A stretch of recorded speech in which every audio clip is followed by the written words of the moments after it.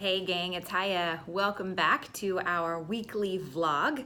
We are right now about 2/3 of the way through our 90-day blitz.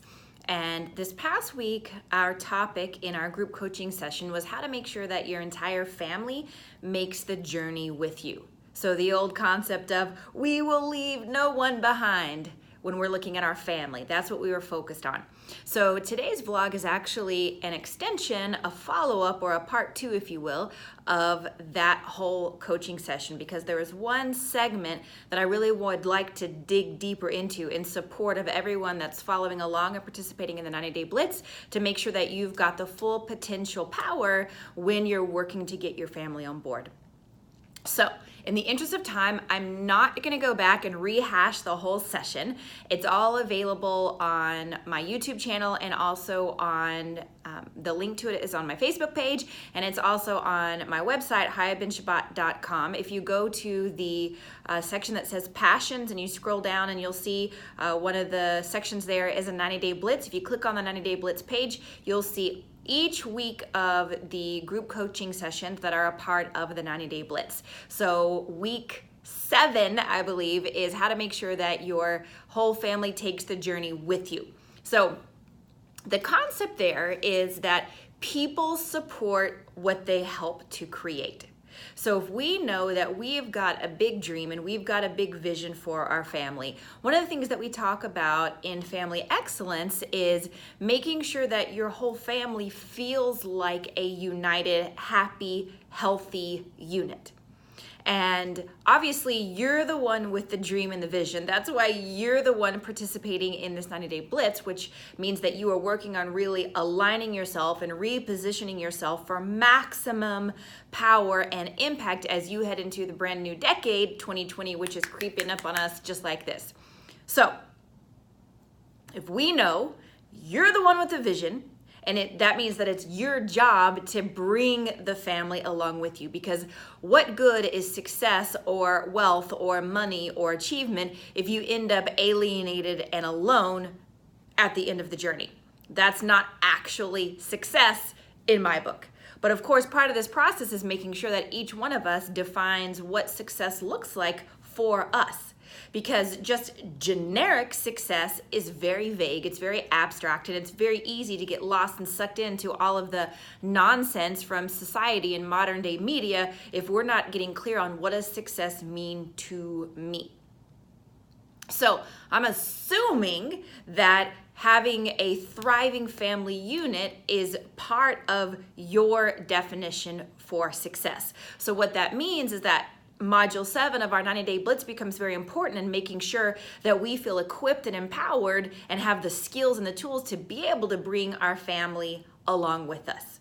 Okay, so with that background, then, an understanding that people support what they help to create, we need to be strategic and proactive in exactly how we're gonna do that, how we're gonna move them from point A to point B, from where they are to where we want our whole family to be. Now, this is not a matter of forcing our will upon them, and this is not a matter of being manipulative. But this is a matter of sitting down first and thinking, what is in the best interest of my family? What do I want for them? What do I want from them? What do I want with them? And looking at that holistic perspective and making sure that we have firstly designed a win-win-win situation, meaning that wherever we're headed is a win for me, it's a win for them, it's a win for the entire family collectively.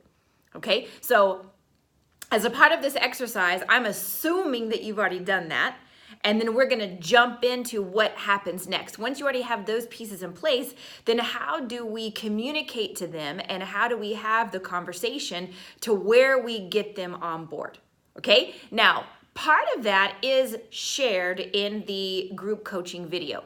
The one little piece that I want to dissect and dig in further with is this piece right here, which is the key to getting them on board, okay? So now, let's say, for example, let's say that there has been a situation in the past that for whatever reason, not everybody is on the same page, okay? Let's say that there has been a pattern from you that for whatever reason, there is either a lack of belief or perhaps there is an element of distrust. Maybe it's been a pattern of broken promises or unfulfilled commitments, or they have seen a pattern of start, stop from you, of never following through to completion on what it is that you've said you wanted to do, that the goals you've set for yourself or your family in the past, whatever the case may be, okay? So how do we reestablish that trust? How do we mend those bridges? Well, the first thing we have to say there is that, character and trust take a very long time to build, and they can be broken in an instant. So we always have to be mindful of that in our decisions and in the way that we conduct ourselves on a daily basis, okay? But we have to start somewhere. So what is a good way to start reestablishing that trust, or perhaps start down the road of conversation to invite them to come down this journey with you, and perhaps to invite them to start believing again, or to ask for the ability to re-earn that trust? Okay, so there are 3 keys that I want to share with you that can help mend that bridge and open the door for that conversation. And the 3 keys are this. It's actually 3 A's. It's apologies, affirmations, and the last one I'm going to tell you in just a second, okay? So I want to start with apologies, okay? Apologies are very important because you know the old saying, nobody cares how much you know until they know how much you care. And if there has been a pattern of distrust or broken promises or unfulfilled commitments, the first thing that we have to do is we have to own that. We have to take ownership for that unhealthy pattern of start, stop, or whatever that has been in the past. This is not a time for guilt or self-judgment or beating yourself up. Blech. There's nothing you can do about that, okay?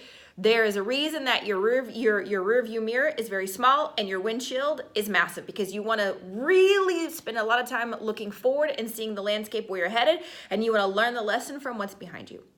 Okay? But then we got to move forward. We got to keep moving forward. So first thing we want to do is we want to take ownership that we are no longer that person. We have upgraded our character and our diligence and our integrity, that we are now a person of our word, and we want to move forward, and we feel like we are have enough trust within ourselves and enough self-love and enough self-belief that we're ready to move forward. Okay, so the first thing that we do is we apologize for breaking that trust or for that pattern of start, stop, or whatever the case may be. Okay, the second thing that we're going to do then is we are going to affirm the good things that we see in that person that we're speaking to. Okay, so if they have been incredible at being supportive of you through those patterns, if they were supportive of you and willing to go along with your shenanigans or whatever the case may be, this is when you're going to share that with them. So for example, if I have start, stop on a certain goal, and I know that my husband and my kids have seen that, then I would say, look, I know that I've shared these goals with you in the past, and I know that I didn't follow through on my end of the bargain. I didn't follow through on my commitment, and I got scared, I got overwhelmed, time got away from me, whatever happened, and I had some lessons to learn in order to really be ready for this journey. So I just want to affirm what I have seen in you and just share with you how incredible you have been at supporting me up until now. Okay, and then that leads you to the third A, which is appreciation. Okay, so apologies, affirmations, and appreciation. And you are saying thank you for blank. Now, this may be thank you for blank, whatever it is done, whatever they have done for you up until now. And you also might be planting a seed and opening the door for thanking them in advance for what you're asking for them. Okay, so I just want to say thank you for supporting me up until now, even though I didn't hold up my end of the bargain, even though I didn't have the strength or the tools or the ability up till now in order to fulfill my commitments and to be able to accomplish my goals. And I just want to say thank you for continuing to support me, even through my madness and me figuring out who I want to be in life or where we're going, etc., etc., etc. So you can make it a bit tongue-in-cheek. You can make it a bit where you're, taking the burden or the blame or the fall for whatever it is that you haven't followed through. And you can also make it a bit humorous. Like, I know you think I'm crazy. I know you think, I'm a big dreamer, and I just appreciate you so much. It's one of the things that I love most about you is that you are willing to support my big dreams. You're willing to support my, unorthodox, out of the box approach to life. You're willing to support my entrepreneurial spirit. You're willing to support my never say die mentality, XYZ, whatever it is. Okay?